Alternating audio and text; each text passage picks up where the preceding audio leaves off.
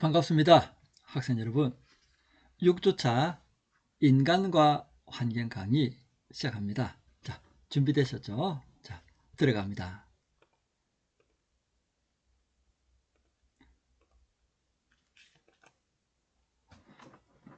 자, 오늘 강의는요, 지난 시간까지가 환경학 개론을 맛보기라고 할까요?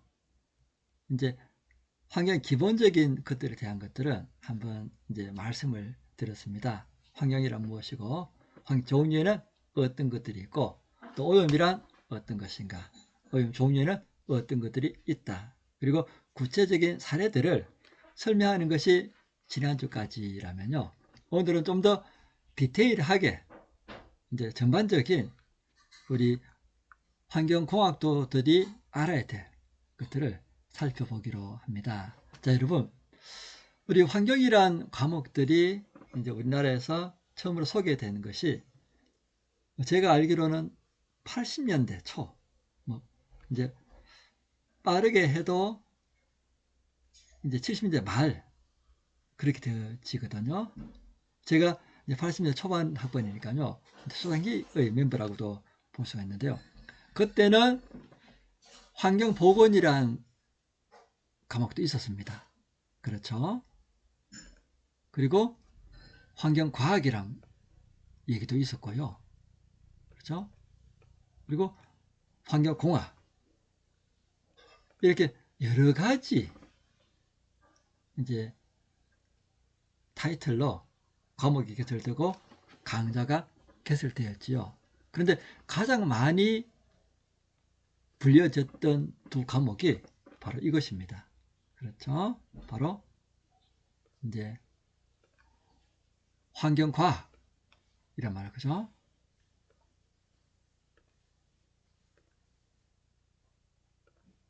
환경과학이란 말. 과학. 그리고 환경공학. 이러한 과가, 그리고 과목들을 수강하셨거나 들어보셨을 겁니다. 그러면 앞에 있는 환경은 다 똑같습니다. 그런데 과학은 무엇이고 공학은 무엇인지 기본적인, 그죠? 근본적인 그 용어 정리부터 알아야 되겠다라는 것이죠. 자, 그러면 과학과 공학이 무엇인지 그 차이를 이제 살펴보고자 합니다. 환경과학적인 측면이라고 하는 것은요, 자, 용어 정리하기 전에 미리 이제 앞에 것들 이제 보시고 이제 다음 장면에서 용어 정리에 들어가겠습니다. 자, 환경과학적인 측면에서의 과목이랄까, 그 주위, 그죠? 환경에 어떤 게 있는지 살펴보면요, 이거 과학적인 측면입니다. 환경을 분리할 때 물리적 환경, 사회적 환경, 자연환경, 인공환경. 물론 이렇게도 구분할 수가 있고요. 물리, 요거는 그렇죠. 이제 우리가 환경의 종류에 있어서 자연과 인공환경, 생활환경입니다. 그죠? 그리고 사회 경제 환경, 또 물리 환경, 이렇게 분류할 수 있고요. 또 다른 면에서는요, 물리 요소로서 또 환경을 분류할 수 있습니다. 물리, 화학, 생물, 지리, 심리, 사회적 요소로서, 그죠? 환경을 또 구분할 수가 있습니다. 자, 이것이 과학적인 측면에서 환경을 분류한 것이다 라고 보시면 되어지고요. 다음은 이제 공학적인 측면에서 환경 분류해보면 다음과 같습니다. 자연 환경의 인위적 및 천재 지변에 의해서 유입되어진 오염물질이 생물 및 인간에 해로운 영향을 줄 수 있는 우려가 있을 경우에 이들 오염물질에 의한 영향을 최소화하는 방안을 강구하거나 필요시에 효율적으로 제거할 수 있는 방안을 모색하는 분야. 자, 그럼 아직 과학에 대한 설명 안 나왔다, 그죠? 또 이런 사례만 보여준 것입니다. 이것이 과학이고, 공학은 무엇이라고요? 인위적 천재지변에서 오염이 되는 그 상태에, 그리고 그런 것들이, 그런 오염물질이 생물 및 인간에 해로운 영향을 미친다. 그래서 이러한 것들을 최소화하기 위한 방안을 강구하는 학문이 뭐다? 공학이라는 얘기죠. 그래서 환경공학 분류에서는요, 물, 수질공학, 공기, 대기공학, 소음진동학, 쓰레기, 폐기물공학 이렇게 구분되어지고요.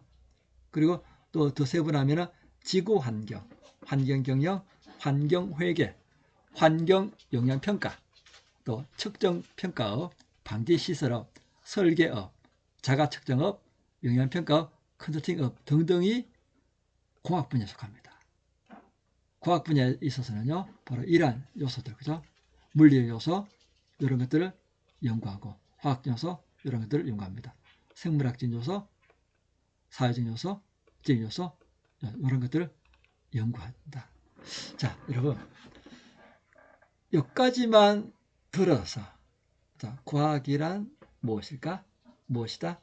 공학이란 무엇이다? 설명하실 수 있겠습니까? 그러면 좀 더 깊이 있게 두 학문의 차이는 무엇일까요? 네, 알 것 같기도 하고 모를 것 같기도 하고 그렇죠. 자, 그 답을 다음 장에서 설명해 드리겠습니다. 자, 과학은 여러 면이 있다. 과학은 여러 면이 있다.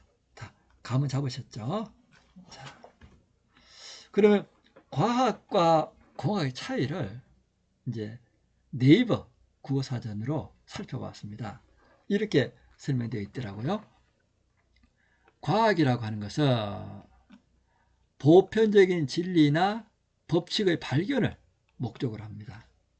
그러다 보니까 체계적인 지식 습득을 목적으로 한다. 다시 말해서 어떤 자연의 원리를 발견하는 것을 목적으로 한다. 그래서 넓은 뜻으로는 배운다. 학을 쓰고요. 자연과 학이 있습니다. 좁은 뜻으로는 넓은 그냥 학 크게 그죠? 좁은 뜻으로는 자연의 한정에서 자연과학이라고 얘기할 수가 있습니다.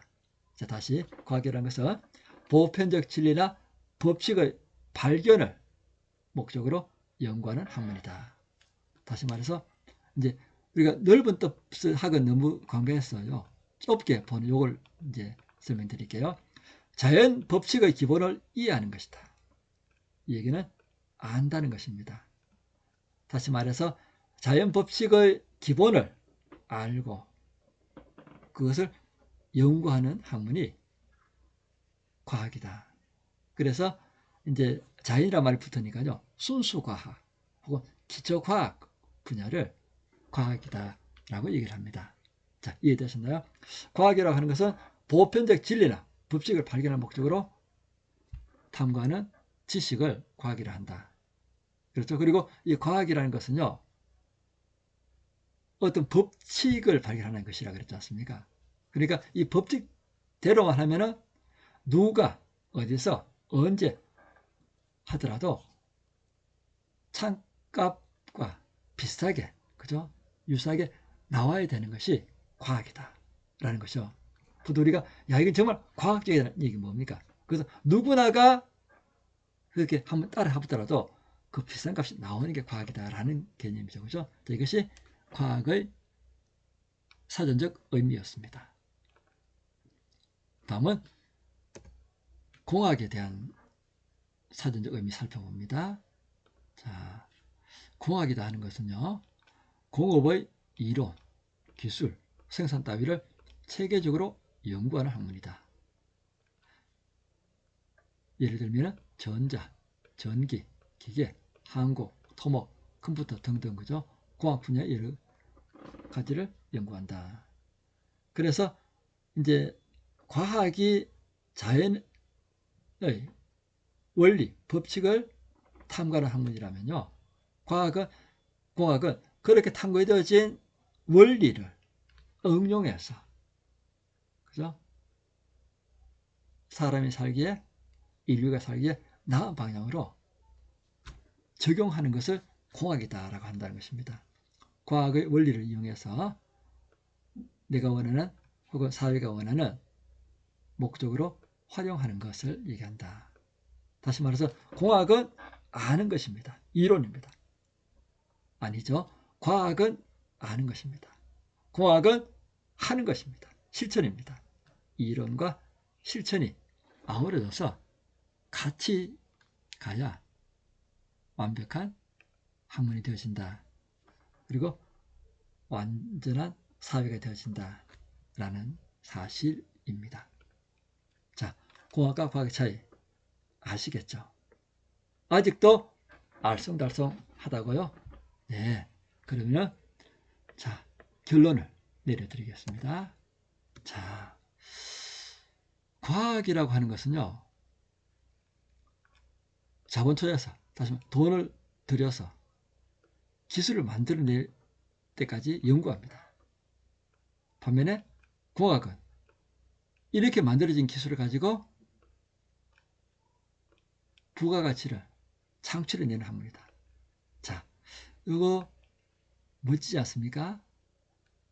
자, 랩에서 그죠? 이제 요즘 AI가 발달해서 AI가 이제 답해주는 내용들을 이제 그 캡처해 왔는데요. 과학이라는 것은 무엇이라고요? 자본을 투자해서 기술을 만들어냅니다. 공학은 과학에서 만든 이 기술을 응용해서 뭡니까? 제품을 만들어서 그죠? 재정화시킵니다. 바로 이것이 과학과 공학의 특징이자 차이다라는 것이죠. 자, 이제 확실히 아시겠죠? 그죠? 과학은 자연의 원리를 발견하고 공학은 과학이 발견한 그 원리를 응용해서 실질적인 생산물을, 실질적인 재화를 만들어낸다라는 것입니다. 자, 이것이 환경과학과 환경공학에 적용한다면 어떻게 될까요? 맞습니다. 환경이 자연환경, 생활환경, 사회경제환경이 있다고 그랬는데 그 각각에 대한 요소들이 있지 않습니까? 그것들의 원리들을 이제 파악해내는 겁니다. 연구하는 것이 환경과학이고 공학은 그렇게 발견되어진 만들어진 그 원리를 가지고 실질적인 생활에 적용해서 부가가치를 창출하는 것이 공학이다라는 것이죠. 자, 이만큼 더 깔끔하게 설명할 수는 없다라고 생각합니다. 자, 다음요. 다음은 환경의 특성에 대해서 설명을 드립니다. 물론 이제 앞선 60차까지 해도 3주차 정도라고 여겨지는데 그때 특성에 대해서 7가지 설명드렸었죠. 그죠? 물론 그것과 결은 비슷합니다. 그래서 좀 더 따뜻한 내용들이니까요. 이제 기억하실 2가지 중에 기억을 하려면 오늘 한 이 부분을 기억하시면 좋겠습니다. 자, 환경의 특성입니다. 첫 번째는 상호 관련성이 있습니다. 자, 이것은 환경의 특징에서도 알 수 있죠. 환경은 자연환경, 생활환경, 사회경제환경입니다. 어느 것 하나 소홀히 할 수가 없다라는 것이죠. 그래서 밀접한 관련성이 있다는 것인데 문제를 복잡하고 어렵게 이제 이렇게 관련이 있다는 얘기는 뭡니까? 일단 문제가 발생하면 복잡하고 해결하기 어렵습니다. 왜요? 서로 소통해야 되니까요. 그래서 여기는 화학 반응도 있고요. 생태계 순환도 있고 물질 순환. 일단 복잡한 상호작용으로 인해서 그리고 또 환경 문제가 발생되면 인과관계 규명이 굉장히 어렵습니다. 왜요? 그만큼 얽히고 썰켜서 돌아가는 것이 환경이기 때문입니다. 바로 옆에 있는 것처럼요. 일단 환경을 얘기할 때 이제 사람 중심이라는 그 전제하에 하는 것입니다. 그런데 앞서 제가 말씀드린 것처럼 환경은 그런 개념이 아니죠. 주체를 둘러싼 객체가 환경인데 사람도 그 환경 일부라는 것입니다. 그렇지만 이제 인본주의에 입각해서 사람이 중심이다라고 생각했을 때는 이렇게 설명할 수 있다는 것인데 사람 이제 삶을 얘기합니다. 인간 활동에 공기가 필요하고 물이 필요하고 동식이 필요하고 다 필요합니다. 그죠? 이것이 일반적이 아니라 상호, 그죠? 교류한다, 그죠? 바로 이겁니다, 그죠? 교류한다. 이런 얘기가 상호 관련성이 있다라는 첫 번째 특징이고요. 두 번째는 이제 광역성입니다. 환경은 그냥 어느 한 지역, 한 나라만 100% 발생시키고 피해가 하는 게 아니라는 거죠. 바로 이 얘기를 하고 있는데요. 예를 들면은 터키에 뭐 오염물질이 이제 대기 발됐습니다. 대기로 배출되었습니다. 당장은 이 주변만 이렇게 하겠지만요. 방에 따라서 전 세계적으로 그죠? 다 흘러갈 수가 있습니다. 그렇죠? 그리고 수질이라고 하더라도요.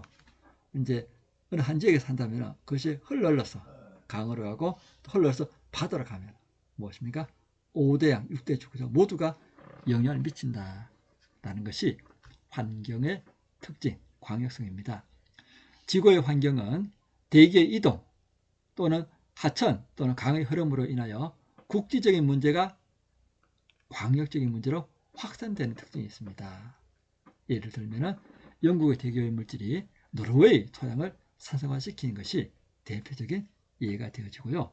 또 프랑스에 있는 석탄 광산이 배출하는 오염물질이 라인강을 따라서 그죠? 벨기에와 네덜란드까지 영향을 미치는 이러한 것이 좋은 사례가 되었습니다. 그렇죠? 우리 같은 경우에는 황산 문제가 타클호마 사막과 고비 사막에서 있거든요. 그죠? 우리나라, 일본, 저 멀리 그죠? 유럽까지도 미치는 경우가 있기 때문입니다. 이것이 환경의 두 번째 특징인 광역성이다라는 것이죠. 세 번째는요. 시차성입니다. 이것을 다른 말로는 지체성이라고 하는데요. 이제 정체성, 축적성의 의미도 있다고 보면 되어집니다. 자, 일반적으로 인간 활동에 의한 환경 문제는 상당한 기간을 두고 생활하게 나타난다는 것입니다. 그렇죠? 시간이 많이 되니까 당연히 흐름 따라서 축적이 되는 것은 이제 당연한 것이고요. 바로 그렇게 그죠? 시차성이 있다. 예를 들면 미국 러브커널 사건이라든가 일본 미남 마트병과 이탈병 이것은 당장은 아무런 정상이 아니랍니다. 사람에게도 동식물에게도. 근데 시간이 지남에 따라서 서서히 동식물에 영향을 미쳐서 그죠? 사람과 동물에게 피해를 주는 그 사건이 바로 이런 거죠. 그죠? 일본의 미나마타 수온놀이라는 것이고 이타이타는 카드뮴입니다. 그죠? 여러분 그런 사건도 대표적인 예가 되어지고요. 그리고 네 번째는 환경은요 탄력성이 있습니다. 그렇지만은 이제 탄력성이 있다는 것은 가역성이라는 얘기고요. 탄력성이 없다라고 하면 비가역성이라는 얘기인데요. 탄력성과 비가역성이다. 탄력성과 비탄력성, 가역성과 비가역성을 같은 개념으로 알아두시면 됩니다. 환경 문제는 일종의 용수철과 같은 개념이다. 그죠? 용수철은 눌렀다가 줄다 하지 않습니까? 근데 이것이 반복되면 어떨까요? 그렇죠? 나중에는 서서히 늘어지고 마지막에는 움직이질 않습니다. 그럼 그것이 큰 환경 문제가 되어진다는 얘기죠. 자, 바로 탄력성과 비가역성을 가장 잘 표현한 말이 자정입니다. 그죠? 하천만 아니라 대기도 마찬가지. 자정 능력을 생각해 보자. 자연 환경은 환경 오염에 대해서 정화하는 자정 능력을 갖고 있다. 그래서 가이아 이론 아시죠? 러블룩이 제시한 1969년에 그걸 보면서도 알 수 있지만 지구는 유기체이기 때문에 스스로가 모든 것들을 해결한다는 얘기입니다. 우리 몸이 유기체라서 나쁜 균들이 들어오거나 나쁜 것들이 들어오면 자체 내에 싸워서 그죠? 그랬더니 난 결과가 뭐 고름으로 나오는 것처럼 자연도 그렇다는 얘기입니다. 그렇게 할 수 있는 능력이 뭘 때문이다? 자정 능력 때문에 그렇게 유지한다라는 것인데요. 근데 이러한 자정 능력이 앞서서 말씀드린 것처럼 탄력성이 있지만 시간이 지남에 따라서 비탄력성으로 갈 수밖에 없다는 것입니다. 그래서 자정 능력이 하기까지는 자신이 갖고 있는 환경 조건에 대해서 탄력성을 지니지만 능력을 초과하면 어떻습니까? 비탄력성이 비가역성으로 갈 수밖에 없다라는 것입니다. 따라서 환경은 정도의 오염에 대해서는 스스로 정하지만 이건 이제 어느 정도의 오염에 대해서는 스스로 정하지만 자체 능력을 초과한 과다한 양이나 보건 불능의 상태가 되어서 오염을 악화시킨다라는 것입니다. 이것이 환경의 탄력성과 비가역성이었습니다. 다섯 번째는요, 엔트로피 증가의 특징이 있습니다. 여러분, 엔트로피 많이 들어보셨죠? 열역학에서 나오는 건데요. 제2법칙입니다. 엔트로피 증가의 법칙이라는 것은요, 딴 말로는 엔트로피를 무질서도라고 하거든요. 그래서 무질서도 증가의 법칙입니다. 이것은요, 우주 전체의 에너지량은 일정하고 전체 엔트로피는 증가한다. 이것은 일정한 양인데 일정하지 않는 쪽으로, 어떤 것들은 많고 어떤 작은 쪽으로 그렇게 무질서하게 변해간다는 뜻입니다. 그 얘기는 오염 뜻이 뭐라 그랬습니까? 정상적이지 않는 것, 일정하지 않은 것이라 그랬잖아요. 그러니까 오염도가 점점 더 증가할 수밖에 없습니다. 이것을 좀 더 쉽게 생각하면 이렇습니다. 모든 자연의 피조물들은요, 태어나는 그 순간부터 죽음으로 달려가죠. 그죠? 정말로 달려가고 있는 것이 바로 엔트로피 증가의 법칙의 가장 좋은 예가 되어집니다. 그렇죠? 따라서 처음 출판되었을 때, 처음 생산되었을 때, 그때가 이 기기라든가 이 물건이 가장 최고의 능력을 발휘한다는 것입니다. 그리고 그 후로는 서서히, 그죠? 줄어든다라는 것이 엔트로피 증가의 법칙이 되어집니다. 그래서 엔트로피 증가다라고 하는 것은요, 사용 가능한 에너지가 사용 불가능한 에너지 상태로 변화되는 현상이다 라고 설명할 수 있고요. 이것은 이제 산업화와 인구 증가에 따라서 자원이 감소하겠죠. 자원이 감소한다는 얘기는 그만큼 자원 구하기 힘들다는 얘기입니다. 그러면은 더 힘들게 생산하고 또 고가를 팔아야 됩니다. 그렇죠? 그리고 이제 아끼려다 보면은 그 엔트로피 증가한다는 얘기는 원래 가졌던 그 자체를, 그죠? 상실한다는 얘기니까 당연히 환경 오염을 증가시킬 수밖에 없다. 유발시킬 수밖에 없다라는 것이죠. 자, 그러면 열역학 2법칙이 엔트로피라면 나머지 1, 2도 1, 3도 있다는 얘기지 않습니까? 자, 맛보기로 살펴보면요. 열역학 제1법칙은요. 에너지 보존 법칙입니다. 그리고 에너지 보존 법칙이라는 것은 에너지 생성도 소멸도 안 되고 다음 형태는 바뀔 뿐이다. 이 얘기는 지구상에 있다면요. 지구상에 있는 에너지는요. 오염물질들은 지구 바깥으로 못 나갑니다. 어디든 자체내만 있다는 얘기입니다. 그렇죠? 그 얘기가 에너지 보존 법칙이다. 그래서 글로벌이라고 얘기하는 게, 그죠? 지구 글로벌적인 환경 문제라는 것이 한 지역에서만 해결되고 마치는 게 아니라 전 지구에 미치기 때문에 그렇다라는 것입니다. 바로 이 법칙, 에너지 보존 법칙. 3법칙은 절대 영도에 도달할 수 없다는 법칙. 절대 온도 K, 그죠? 0K에 도달 없다는 법칙입니다. 이 얘기는 이제 절대 영도에 도달할 때 시스템의 엔트로피가 최소값에 도달하는데 이런 값들은 있을 수가 없다. 그죠? 절대 영도는 될 수가 없다는 법칙을 얘기합니다. 그러면 열역학 법칙이 1, 2, 3법칙만 있을까요? 아닙니다. 0법칙도 있습니다. 그죠? 제로 법칙이에요. 그래서 자, 그거는 한번 찾아보시기 바랍니다. 대신에 뭐 딴 법칙 다 모르더라도요. 열역학 2법칙, 엔트로피 증가의 법칙은 꼭 기억해 주시기 바랍니다. 자, 다음은 이제 환경 특성 6번째, 복합성입니다. 이것은 다말로 연계성이 있다라고 할 수 있는데요. 환경 문제는 여러 변수들이 복합적으로 상호간의 인과관계에서 발생하고 서로 상승작용을 하면서 문제를 더욱더 악화시키는 특징이 있다.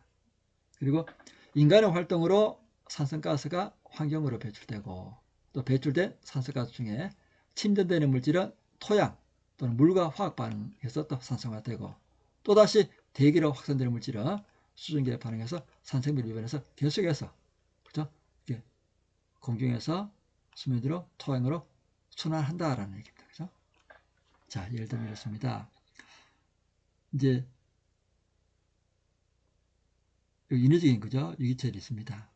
공장에서 배출되어진 VOC와 SOx, NOx, 수온 이런 것들이 대기중에 배출됩니다. 그러면은 이때 공이 떠다닙니다. 그죠? 그럼 가스성 물질도 있고 입자성 물질도 있을 거 아닙니까? 이것들이 떠다니면서 당연히 그죠? 근윤, 수분, 오염물질을 떨어뜨리겠죠. 그러면은 얘들을 또 밑에 있는 생물들이 또 식물들이 흡수합니다. 그죠? 그래 흡수하면서 자랍니다.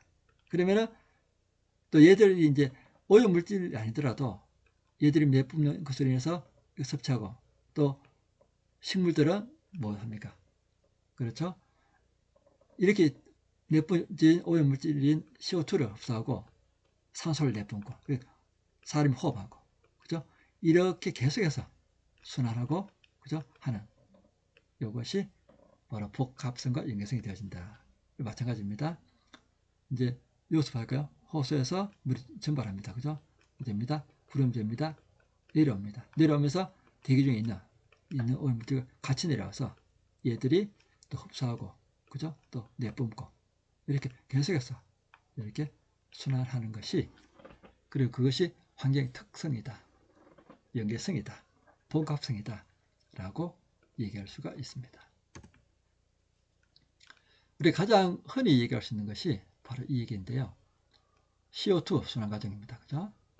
자, 공장에서 오염물질 SOx, NOx를 배출하는 그 중에 CO2도 있습니다. 그죠? 대기 중에 뿌려서 이것이 광합성 작용을 하고 식물들이 먹습니다. 그죠? 그리고 식물들이 또 이제 자기의 이제 존재 기간을 다 하면은 그죠? 생존 기간을 다 하면은 이제 죽죠. 그럼 그것이 화석이라고 됩니다. 오래 있던 화석이 되고 그것을 또 이용해서 공에 돌리고 또 여기서 오염 발생하고 또다시 얘들을 먹이고 이렇게 그죠? 돌아가는 거. 아니면 식물을 포식자 먹습니다. 그리고 포식자는 호흡작용을 함으로써 그죠? CO2를 냅니다. 또 배설물 넣어서 또 이제 얘도 수명이 닿으면은 이렇게 사체 그죠?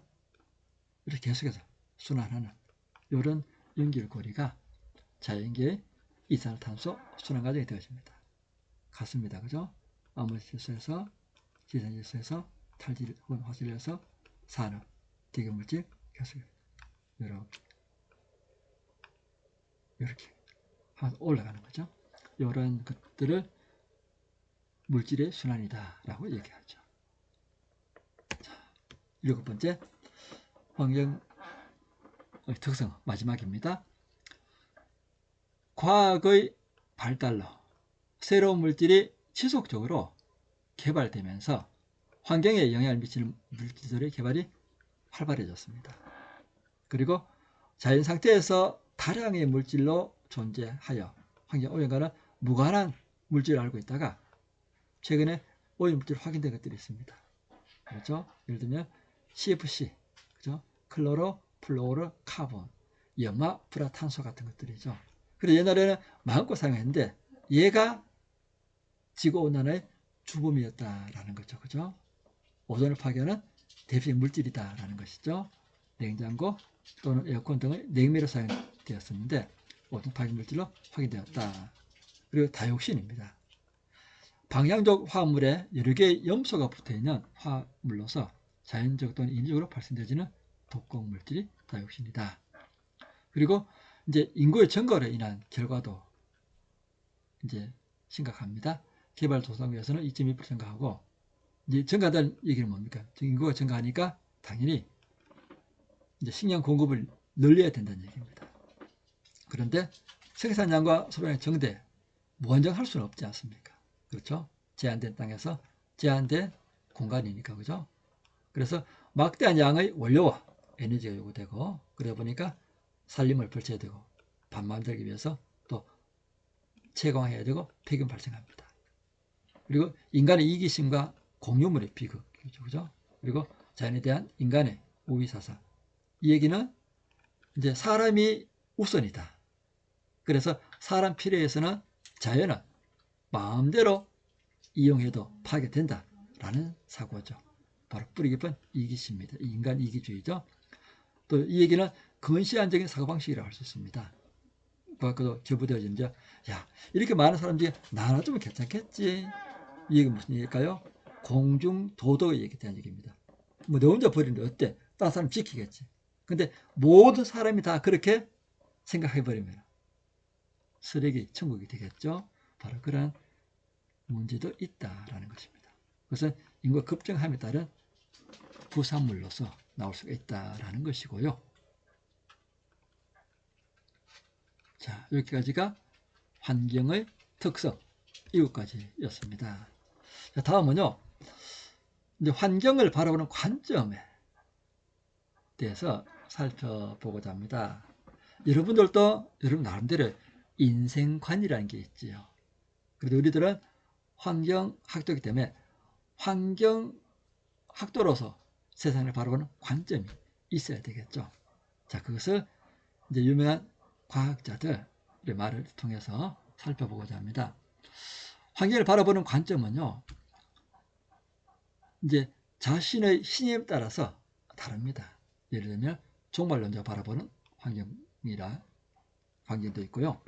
과소평가론자가 바라보는 환경, 또 재료성장학파, 또 절약학파, 공공우선학파 등 다양하게 이것을 이제 이러한 여러 가지 그죠? 여러 분야의 전문가들 모인 모임이 로마 클럽이라는 그죠? 걸로 이제 구성되어 있는데요. 로마 클럽의 관점과 정치 경제학적 관점으로 분류를 해봤습니다. 자, 로마 클럽 관점에서는요, 인류의 모든 것들은 한계가 있다. The limit of growth. 성장의 한계라고 명명했습니다. 뭐냐? 제한된 천연자원과 무한정한 소비를 계량화 분석을 해보니까 이렇더라. 성장의 한계가 있더라. 자원은 정해져 있는데 생산은 무한정적 계속해서 해야 되니까. 그죠? 그리고 두 번째는 대량 생산과 대량 소비. 결국 무엇이겠습니까? 소비 니꺼로 쓰레기입니다. 전국에는 파국으로까지 치달을 수 있다. 세 번째, 환경 문제 해결은 초국가적 대응책을 마련해야 된다. 그래서 바로 글로벌, 그죠? 모든 세계가 공유하면서 함께 대책을 마련해야 된다라는 것입니다. 또 환경 문제를 문제 복합체로서 파악해야 되고, 그죠? 이제 이 얘기는 그만큼 다양한 복잡한 얘기입니다. 그 대안으로서 제로 성장론 또 이것이 대두됐지만은 이 자체가 선진국의 사고에 나온 거거든요. 무슨 얘기하면은 자, 선진국에서 우리가 이만큼 오염물질을 배출시켰는데 이제 배출 안 시킬게. 그 얘기는 그거를 대신에 또한 대체품을 발견한 선진국들이 한 얘기입니다. 그런데 그렇게 선진국에서 개발된 그 대제품들이 후진국에서 사용할 수 있을까요? 비싸서 못 사용합니다. 그러다 보면 당연히 앞에서 썼던 거, 그죠? 화석연료를 쓸 수밖에 없습니다. 바로 이것이 재료성장론의 이제 원리가 되어지는데요. 이러다 보니 당연히 선진국, 후진국 사이에 이견이 있을 수밖에 없습니다. 왜? 선진국은 이미 다 이 기술 사용해봤고 대신에 이 기술보다 더 나은 기술이 있기 때문에 이 기술을 쓸 필요 없습니다. 그런데 후진국은 이 앞에서 있는 이런 떨어진 기술조차 없기 때문에 이것만이라도 감수하며 써야 되는데 선진국에서 주장하는 것은 무엇입니까? 이렇게 과거의 기계에서 나오는 그 오염물질을 더 이상 배출하면 안 된다 하는데 후진국은 그거라도 배출해서 살아야 되겠다는데 그렇죠? 이러니까 당연히 논쟁거리가 될 수밖에 없겠죠. 자, 환경 문제를 해결하기 위해서는 소득의 공정한 분배와 빈민들의 생활 수준 향상도 뒤따라야 된다라는 거죠. 맞습니다. 그죠? 이처럼 이제 그냥 말로만 논리만 하는 게 아니고 당연히 소득의 공정한 분배와 또 이제 못 사는 나라 사람들의 수준도 업시킨 상태에서 그렇게 그죠? 더불어 사는 생활을 환경 만들어야 된다라는 것입니다. 다음은 경제학적 관점에서 살펴봅니다. 환경 파괴와 세계 빈곤을 촉진시키는 것은 자본주의다. 그렇지만 사회주의에서도 환경오염 존재한다. 맞습니다. 그죠? 사람이 태어나면서부터 오염물을 배출하는 존재입니다. 아니, 사람만이 아니고요. 동식물 마찬가지입니다. 일단 만들어진 그 순간부터 오염물질의 생산원이 되어진다라는 것이죠. 그럼 너무 비극적이라고요? 맞습니다. 그런데 그 태어나면서부터 만들어지면서부터 오염물질 배출하는데 그 폐기되기 전까지는 그만큼 더 유익한 게 더 많기 때문에 오늘날의 지구가 존재하는 것이지 않습니까? 자, 문제는 생산수단의 형식적 소유가 아니라 생태계의 조화를 이룰 수 있는 생태계와 조화를 이룰 수 없는 생산 구조에 있다는 것입니다. 예를 들면 자본주의나 사회주의 모두 자연 수달적인 개발 체계 갖고 있다. 이건 공통입니다. 그죠? 그 다음에 지구 환경 문제는 자본주의와 사회주의 야한 경제 체계에 대한 논의보다는 선진국과 개발도상국 사이의 환경 비용 분담, 기술 이전을 비롯한 남북 문제 이런 것들이 더 큰 영향력을 끼친다라는 것이지요. 또 생태적으로 건강한 환경이 유지되기 위해서는 모든 형태의 불평등을 제거해야 됩니다. 그리고 전반적인 인간의 참여를 특징으로 해야 된다는 것이고, 또 새로운 사회 체계로 우리 전환은 새로운 사상, 새로운 방법, 새로운 제도가 필요한데, 이것을 이제 사상만 먼저 하고 하는 게 아니고, 그죠? 사상과 방법과 제도가 동시에 시행되어질 때 가장 파급 효과가 크다라는 거 기억하면 좋겠습니다. 자, 환경주의자들에 대한 얘기들인데요. 자, 환경주의자는 생태적 환경주의자가 있습니다. 기술적 환경주의자가 있습니다. 자, 요거만 보더라도 앞서서 얘기했던 것처럼 환경과학주의냐, 환경공학주의냐 바로 드러나죠.